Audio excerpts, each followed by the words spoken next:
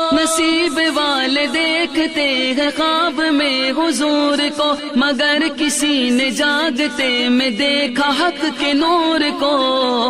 السلام علیکم ورحمۃ اللہ تعالی وبرکاتہ۔ ناظرین کرام، آج کا بیان ہے صدقہ فطر کس پر واجب ہے۔ صدقہ فطر کس پر واجب ہے؟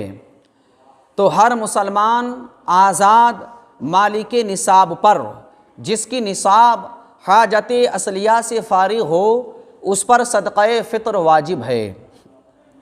اس میں عاقل، بالغ اور مال نامی ہونے کی شرط نہیں ہے۔ یعنی آپ کے پاس اتنا مال ہے یا اتنی رقم یا اتنا سامان ہے جو آپ کی ضرورت کے علاوہ ہے، تو وہ سب رقم ملا کر کم از کم 52.5 تولہ چاندی بنتا ہے تو صدقہ فطر واجب ہے۔ آپ کا کچھ مال تجارت کا ہے، یا آپ کے پاس کچھ نقدی رقم رکھی ہوئی ہے، یا آپ کی ضرورت کے علاوہ اتنا سامان رکھا ہوا ہے، وہ سب آپس میں ملا کر، رقم ملا کر، کچھ مال ملا کر، کچھ سامان ملا کر جو ضرورت کے علاوہ ہے، اگر اتنی مقدار کو پہنچ گیا ہے وہ رقم، وہ سامان کہ جس سے 52.5 تولہ چاندی خریدی جا سکے، 52.5 تولہ چاندی کی مقدار آپ کے پاس اتنی رقم ہے، تو آپ مالک نصاب ہیں، آپ کے اوپر صدقہ فطر واجب ہے۔ اس میں مال پر سال گزرنا ضروری نہیں ہے۔ جیسا کہ زکوٰۃ میں یہ ہوتا ہے کہ آدمی مالک نصاب ہو گیا، اب بندہ جب مالک نصاب بن گیا تو اس مالیت پر، اس نصاب پر مکمل 1 سال گزر جائے گا، تب زکوٰۃ واجب ہوگی۔ صدقہ فطر میں ایسا نہیں ہے۔ یہاں تک کہ آپ عید سے 1 دن پہلے، صبح طلوع ہونے سے پہلے اگر آپ مالک نصاب بن جاتے ہیں تو بھی آپ پر صدقہ فطر واجب ہو جاتا ہے۔ رقم ملا کر، سامان ملا کر جو ضرورت کے علاوہ ہے، یا کچھ اور نقدی آپ کے پاس ہے، کم از کم ان سب کو ملا کر کم از کم 52.5 تولہ چاندی اگر بنتی ہے تو آپ کے اوپر صدقہ فطر واجب ہے۔ فقط آپ کے پاس اتنا مال یا اتنی نقدی یا ضرورت کے علاوہ اتنا سامان ہو جو 52.5 تولہ چاندی کی مقدار، 52.5 تولہ چاندی کے برابر ہو جائے تو صدقہ فطر واجب ہو جائے گا۔ بعض حضرات یہ بھی سوال کرتے ہیں کہ جو مالک نصاب نہیں ہے وہ صدقہ فطر ادا کر سکتا ہے یا نہیں؟ جی ضرور وہ صدقہ فطر ادا کر سکتا ہے۔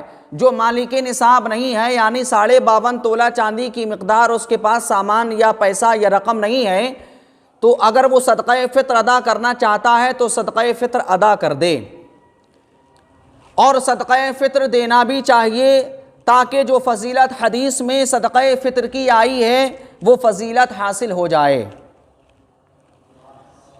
صدقہ فطر کے لیے روزہ شرط نہیں ہے۔